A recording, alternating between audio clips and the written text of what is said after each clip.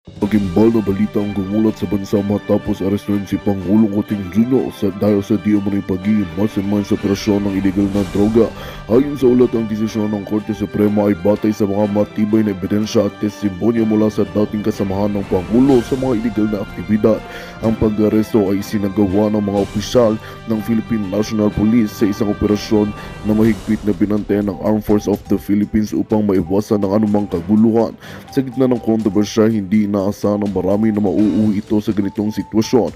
Ayon sa ilang eksperto, ang pangyayaring ito ay maituturing na pinakamalaking iskandalo sa kasaysayan ng bansa. Mga opisyal ng pamahalaan at miyembro ng Kongreso ay nananawagan ng bigyang hustisya ang mga biktima ng nasabing operasyon ng illegal na droga.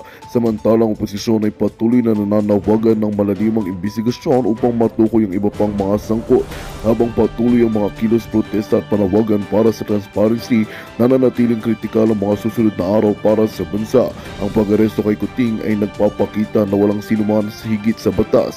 Ang tanong ng taong bayan ngayon, sinong pak ang kasabwat at paano makakabangon ng administrasyon sa ganitong kahihiyan? At yan nga ang balitang ating pagkakatutukan. Ngunit bago ang lahat, sigurading mag-subscribe at ihit ang notification bell para sa patuloy na pagtutok sa mga sulyap ng bagong balita sa tunay na boses ng masa.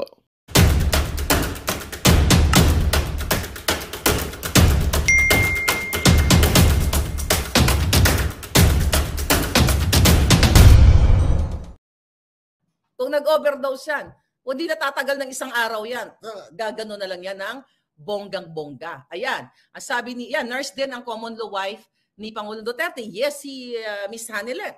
True. Diba? So anyway, si Pangulong Duterte nung inamin, actually hindi niya naman kailangan aminin. He's being transparent na I am taking this drug kasi nga because of my pain. Dahil na-aksidente siya sa motor. Illegal ba yon? Hindi. Prescribe yun. Piniprescribe ng doktor. Okay, sige. Ang sagot ng mga dogs, mga dugyots ni Lisa, ay hindi. Kasi ino-overdose yung sarili niya. Oy, mga syunga, kung ino-overdose na yan, wala na kayong narinig na nag-speech doon. Wala na. 6 years ago, nasa ilalim na siya ng hukay. Diba? 6 years ago. Kung yan ang naratibo nyo. So kaya kailangan namin i-counter ang katangahan, ang kasyungahan, ang kabubuhan ni Kuting. At kayo naman, na mga mainstream media, ganun lang kayo doon, okay sir, thank you sir. Hindi nyo pinapagana ang inyong jutak. You validate that, then you counter if you're really for the people. But it's good, I'm here. Hanggat may alindog ako, I'm here. Okay, now, punta tayo kay Polvoron. Kay Duterte, yung favorite ni Pangulong Duterte dahil sa pain niya at yung favorite ni Kuting. Actually, pareho lang yan na pwedeng i-prescribe ng doktor. Parehong function yan eh. 'Di ba? Pero may mga euphoria effect yan. Ang kay Kuting, hindi siya medical prescribe o doctor's prescribe. Ang sa kanya, recreation. Trip-trip lang. Ay, ganon-ganon. Kaya nga Polvoron, okay, yo, Lagdameo, let's go. Okay, yung mga kaklase niya, let's go, punta na tayo, magsingot-singot na tayo ng Polvoron. Yun ang pagkakaiba. Prescribed by the doctor, yung kay Pangulong Duterte, yung kay Kuting, trip-trip lang. Ano yung trip-trip lang? Trip-trip yung addiction niya. At alam yan ng kapatid niya, alam yan ng mga kamag-anak niya. Tama si Pangulong Duterte, alam yan ng mga military, ng mga PSG sa likod niya. Kaya kayo mga PSG na mga matitino, kung matino kayo, speak up.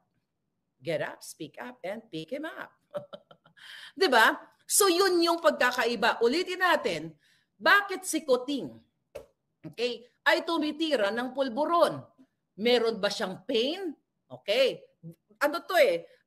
Yung tinitira ni Duterte at tinitira ni Kuting, okay? Meron ba siyang pain? Wala. Trip niya lang kasi judictus benedictus siya. Si Duterte, ano ang intensyon ni Duterte? Bakit niya tinitira itong Fenta? Kasi may pain siya. Kailangan niyang gamutin ang sakit na nararamdaman niya physically. Si Kuting, ano ang intention ni Kuting? Gusto niyang feeling euphoria at party with the Coldplay and what? Beatles during his younger years? Okay. Next, piniscribe nga ng doktor, hindi nga, puslit nga. Okay? Ano ang side effects kay Kuting? Ang dami. Okay? So sa kanya, wala pang adverse effect na tinatawag. Well, I may say, life-threatening, yes. Pero it takes time. Kasi nga, hindi naman niya tinitira ng siguro ng ng baso-baso, 'di ba? For what? For recreation lang, trip-trip lang. So if you compare si Pangulong Duterte at si Coting, okay? May kadahilanan kung bakit kailangan inumin ni Pangulong Duterte ang Fenta. Dahil mayroon siyang nararamdaman at that Fenta is intended to cure the pain. But Coting is doing the pulboronic or the Coca-Cola is the intention is to get high and high and high. I wish marami akong alam na kanta, di ba? Para maging high, para maging euphoric, di ba? May euphoria ang hitad. O, yung mga ganon. Then, the side effect right now is the ngiwi. Okay? Ngiwi. Ito yung mga muscle twitching niya. Yan ang side effect. Manageable ba yan? If he is taking for long time, mahirap. Pero kung nag-quit siya right away, manageable yan. Through what? Through therapy. Okay? Contrary sa adverse effect na kapag patuloy mong iniinom ng tinitira yan, sinisingot mo ng bonggang-bongga, the adverse effect is death. The most you get that thing kapag patuloy mong ginagawa ang pulboronic. So now you know, Coke is it. I love that. Sabi ni printer ako, Coke is it. Okay? So ngiwi, tapos nguya, tapos luwa ang mata. Nanlilisik yung iba, di ba? Kapag sobra na ang tinitira mong Coca-Cola, wala ka na sa, ito buti naalala ko, wala ka na sa normal mind mo. You cannot think. You know, normally, why? You compare the thinking of Pangulong Duterte and Coting. Si Pangulong Duterte nung nag-speech kagabi, wala siyang script. Yung kanyang train of thoughts, yung pagkasunod-sunod ng kanyang pag-iisip sa subject na kanyang tinatakil during that time about the pulboronic is just amazing. Tama. Pagkasunod-sunod, yung emotion niya na hindi ko kayo inaano. He talks about ICC. He talks about People's Initiative. He talks about important issues sa ating lipunan. Whereas, sabi ko, on the contrary, Coting speech sa grandstand, nagbabasa siya ng script. Bakit ka magbabasa ng script? Kung ang speech mo ay paulit-ulit na lang about economic, imagine mo, binasa pa ni Coting ang speech niya, kung tama pagkaalala ko na bawal ang tamad, hindi tayo dapat magwawaldas. You don't need to write a script kung yun lang ang ang sasabihin mo. Ibig sabihin, ang isang pulboronic, hindi nakakapag-isip ang kanyang mind, ang kanyang neurons, kasi nga na sobrahan na sa pulboronic. So hindi siya makakapag-compose ng tamang kamada ng mga sasabihin niya. Kaya kailangan niya mag-script para nga naman sounds like he knows what he's doing or what he's saying. So you see that? You notice. I challenge you, dogyots or trolls. You compare. Si Coting, wala pa yatang 5 minutes yung kanyang speech sa Carino Grandstand, may script. Si Duterte, halos 1 oras nagsalita, walang script. So sino ngayon ang may adverse effect? Kasi let's talk about, wag ding adverse effect kasi that's life-threatening palangga. You need to consult doctor right away. Let's talk about side effect na lang. Kung si Pangulong Duterte ay mayroon nagmamanifest ng side effect ng kanyang tinitira para sa kanyang pain, makikita mo doon, hindi niya na matatapos yung kanyang speech kasi makakaramdam siya ng, sabi ko nga, pwede drowsiness, 'di ba? Yung paghina ng katawan, fatigue, yan yung mga side effects na manageable na pwede mo yan, pag yan ang feeling mo, pag may sakit ka, minom ka ng gamot, I don't feel like getting up. So okay, iga-iga lang ang beauty ko dito, ganon.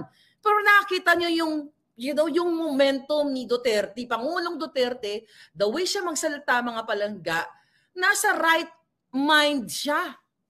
And you really learn a lot from him, from the terminologies. Of course, he's a lawyer. Diba? Hindi lang siya basta-basta lawyer. Naging presidente, siyang matino. Samantalang si Coting, hindi niya masabi dito na hindi niya masagot-sagot ang mga reporters kung siya ba ay nag-Coca-Cola or about it. Na kung ako tatanungin mo, Kunyari, tatangunin mo ako ang presidente, kunyari lang. Maharlika, President Maharlika, di ba mangarap tayo ng bonggang-bongga, plug ko naman to. Ikaw ba ay pulburon eh? Kaya sabi ko, jutang gininan mo. Hindi ako nagpupulburon, baka ikaw. Sige nga, kakasuhan kita ng ganyan, di ba? Pero para sa akin, hindi naman, well, kahit ano, pwedeng iba to sa'yo sa panahon ngayon, just to destroy you. Especially kung si Lisa ang kalaban mo. Diba? Black Ops yan, magkakasabot yan si Lisa, si Mel Robles, si Taning, yan mga yan ang pinaplano nila to attack Duterte and Maharlika. You know what I mean? So, Kuting Jr., wala ka talaga sa PIDEA list. Kasi nga nakiusap, nagmanikluhod, si Amy Marcos sa'yo, ay si Amy Marcos, si Pangulong Duterte, si Senator Amy, na wag ka na. Kaya nga, di ba? Kaya nga inamin mismo ni Pangulong Duterte. Dahil magkaibigan man tayo, pero napakagaling ni Pangulong Duterte. Hindi niya binanggit si Amy doon. He's really good. Ako sinasabi ko, kasi hindi naman ako Pangulong ni Pangulong Duterte, kasi ako, straight from the puting ahas, gusto ko makita niyo yung behind the scene. Okay?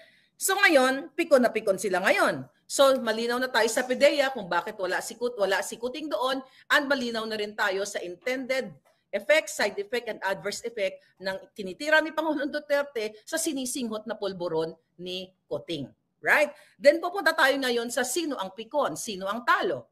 Here we go. Sino ang pikon, sino ang talo, sino ang baliw. Okay, move a little bit, darling. Okay, here we go. Okay, tignan natin. Okay, pakita natin to. Okay, ito lang, pumunta ng Vietnam ang hitad. Okay, tignan natin. Ay, teka lang. Tagalan natin ng bonggang-bonggang eksena. Wait lang, wait a minute. Hold your horses, darling. Okay. Panoorin. Ang pikon ay laging talo. Tayo si Lisa Smugs. Si Inday, call na call. Si Lisa, halata ang kanyang pagiging pikonera, jinggitera. Nakita, di ba? Andun si Inday, nakatayo. Protocol yun na mag-shake hands ka. Ano ginawa ni Lisa? Okay lang yan. I totally understand her. Kasi, ganun talaga kapag nasusukol ka na. Pikon, guilty, at laklakera polboronic.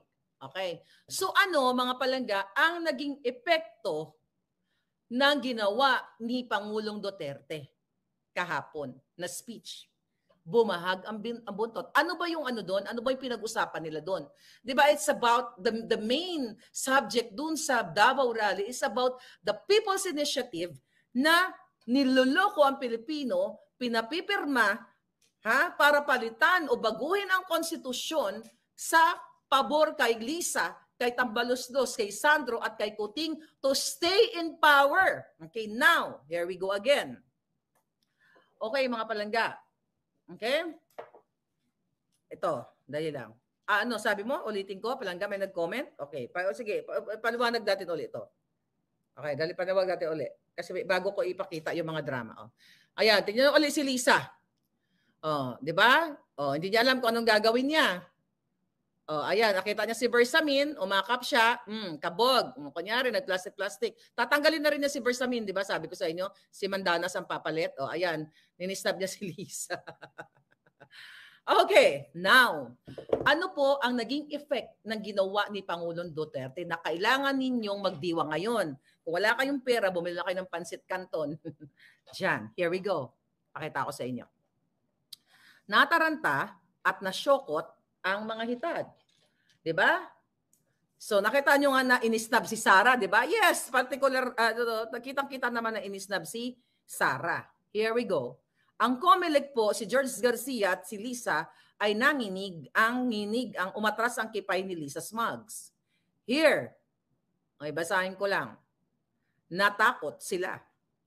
Ano ang headline? Basahin ko. COMELEC suspends all proceedings on People's Initiative. Di ba tinatanggap na nila yung mga pinagbabayarang pirma ng taong bayan? Ulitin ko muli. Ang goal nila, Attorney Vic, Attorney Glenn Chong, ni Spokes Harry, Attorney Harry Roque, yung iba pang mga speakers doon, mga palangga, mga family Duterte, is about the people's initiative na hindi naman people's initiative, kundi initiative ni Lisa, ni Kuting, ni Tambaloslos, ng mga demonyo para linlangin ang Pilipino na papirmahin ng hindi nila nalalaman, hindi na ipaliwanag sa kanila yung kanilang pinirmahan na para pala baguhin ang konstitusyon para hindi about economic, what do you call it? Revision, di ba? I-revise nila, it's about sa ekonomiya para makapasok ang mga foreign direct investors, mga ganyan chucho. Ngunit para manatili sila sa power. So niloko nila ang taong bayan at ginagamit ang pondo ng gobyerno sa pamamagitan ng paglilinlang, ng pagbibigay ng ayuda. Kasi sa Quirino Grandstand, nagbigay ng mga ayuda doon, pinapunta yung mga kawawa, mga kababayan natin. And it's good, nagkaroon sila ng bigas. Pero yun ay way ng, sabi ko nga, form ng panlilinlang. At sabi, tawag din ni Pangulong Duterte at bribery. At mismo si Senador Amy Marcos, sinabi niya na ang kanyang pinsan na si Romualdez ay binayaran ang mga kongresista ng 20 milyones, 20 million each just to push o linlangin ang mga taga-LGU, mga barangay, mga kasabwat nila doon sa kanya-kanilang distrito para papirmahin ang mga tao na nagugutom at gamitin as bribe, okay? Yung pera din naman ng taong bayan. Tama si Pangulong Duterte. So yun yung goal doon. So dahil umurong ang kipay ni Lisa Smugs, sabi ko sa inyo right away. Here's the headline. Now, babasahin ni Maharlika. COMELEC suspends all proceedings on People's Initiative. Sabi ko nga, kasalukuyan na binibida-bida nila, na ipinupush nila na nakakuha na raw sila ng enough signatures, like 12% signatures total of a national, what do you call it, total ng 12% total of registered voters. Okay? So ngayon, inaano nila yan, di ba? Binibilang-bilang ngayon ni COMELEC. Pero naudlot, umurong ang bayag ni George Garcia at itong si Lisa Smugs at si Kuting. Okay, January 29 from GMA Online. The Commission on Election has suspended all the proceedings related to the People's Initiative seeking to amend the 1987 Constitution. Anong ibig sabihin yan? So pinigil, sinuspinde ng COMELEC ang mga kaletsihang proceedings, pagbibilang, pagtatanggap ng mga pinirmahan nyong pinagluloko kayo kung kayo ay nasa Luneta kahapon. So, abruptly suspended. Boom! Okay? So, effective si Pangulong Duterte kagabi. And this is para sa ating trophy ito, mga hitad. Okay, next. Ano sabi ng balita dito? At the news conference Monday, COMELEC Chairperson George Garcia announced that the COMELEC and Bank unanimously voted for the suspension of COMELEC Resolution number 10650 that covers the guidelines for the People's Initiative. So nagkonference sila, nagmeeting-meeting ang mga jutang Ginemes at napagdedesisyonan nila unanimously para suspendihin itong kasalukuyang resolusyon na that covers the guideline for the People's Initiative na dapat bilangin, tignan kung tama ba mga nakasignature doon. Okay. Ano ang sabi pa ng COMELEC? The indefinite, hindi natin malaman kung patuloy na ibabalik nila or hindi na ba. Okay? The indefinite suspension includes, ito na, the acceptance of signature sheets by the local COMELEC man. Hindi ko talaga, masyadong matigas na nahirap talagang Bisaya. Oy! Pero masarap na matigas ang dila. Ano dong? Okay. The indefinite suspension includes the acceptance of signature sheets by the local COMELEC offices pending the review and revision of the said guidelines. So, ibig sabihin, sinuspindi na yung pagtanggap sa mga local COMELEC offices ng mga signature na pinasimunuan ni Lisa, ni Sandro, ni Martin, na binayaran ang mga kongresista ng 20 million para linlangin ang taong bayan. And this is the power of our voices. Our voice. Pinagsama-samang boses ni Maharlika, ng Pangulong Duterte, okay, ni Miss Hear Me Click, sino yan? Si Palangga, okay? Laban ang mga maisog, sabi ni Anil sa ating mga Anilet. Natawanan si Inday Anilet. Oy, okay. So ngayon, okay, ano sabi ni George Garcia? we honestly believe, sabi niya, based sa aming initial assessment, kailangan naming i-review, i-enhance, dagdagan yung aming existing IRR o Implementing Rules and Regulation, tama, concerning the People's Initiative dahil sa ating palagay, may mga bagay doon na kulang at wala doon sa ating guidelines. Yun naman pala. Kailangan pang ilabas ikumpirmahin ni Pangulong Duterte, ang bangag na presidente, di ba? Bangag ng bonggang-bongga.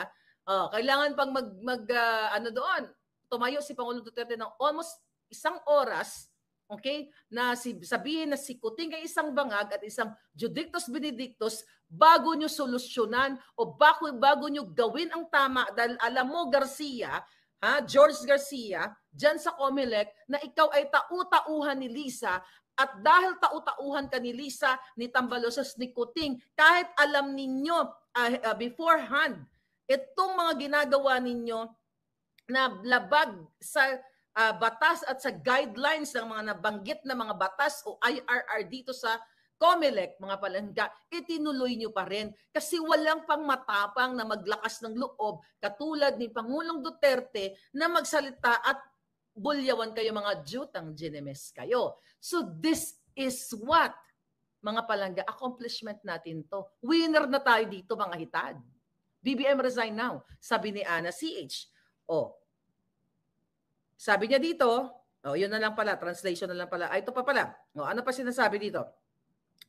Kailangan ito para maiwasan ang problema, kaguluhan at hindi pagkakaunawaan doon sa mga interpretasyon ng probisyon. Kung matinutong mga ito, bago nila tinanggap, well, in the first place, the intention of this People's Initiative is in bad faith. Linlangin, i-bribe, kawawain ang Pilipino sa kanilang personal na interes sa agenda ni Lisa na manatili sa pwesto yang jutang gininang butod na yan. Okay? Butod, mudlo. Putot! di ba? Kaya anong gawin ng hitad na yan? Walang yan. Wala nang kagaganda yan. Alright. Sabi dito, Garcia reiterated okay. Okay. In English lang niya. Okay, sabi ni Garcia, sa aming palagay, sana naman huwag kaming obligahin kung gaano kahaba o kaiksi yung panahon na kakailangan namin para i-review namin ang rules. Sinabi rin naman ng Korte Suprema na naging desisyon niya na dapat ang People's Initiative ay isang kapangyarihan ng mamamayan at dahil dito dapat siguraduhin natin that people will able to exercise really this right under the Constitution. Garcia, alam mo sa sarili mo na ito ang dapat gawin. Pero dahil asong julol ka ni Lisa, okay? Kasabwat ka sa lahat ng mga kaletsyan dyan sa Smartmatic, itinuloy nyo pa rin. Kung walang Maharlika, walang Kochi TV News, walang Kaiki Powers, ipagpapatuloy nyo ang mga kabangagan nyo. Kaya this is the power. That's why I'm telling you, mga palangga. Kung meron man silang perang ninakaw sa bayan at they feel that they are powerful in Malacanang and they have power, political power, we the people have a social power. So we have to unleash our power and put them in the Kumunoy. Hindi? Soon. Diba? So yun. Okay, ano pa sinasabi nito ni Hitad? So, yeah, yun lang. So ngayon, mga palangga, natakal ko na si Pidea, si Kuting statement, then pikon si Lisa, and now naantala na ang People's Initiative na kanilang panglilinlang sa atin. Diba? Walang forever, sabi ni Kat Serrano. So now, Inday Sara, okay, si Inday Sara ay nagbigay ng statement. Okay, magaling din to eh. Okay. Magandang balita ang hatid namin sa inyo ngayong araw. Sa pagtatapos ng aming balitaan, nagbigay kami ng mga mahalagang impormasyon. Maraming salamat sa pagtutok at pagsuporta sa aming programa. Huwag kalimutang manatili sa mga susunod na araw para sa mga bagong balita at mga kwento na dapat nating abangan. Mula sa Boses ng Masa, magandang araw, Pilipinas!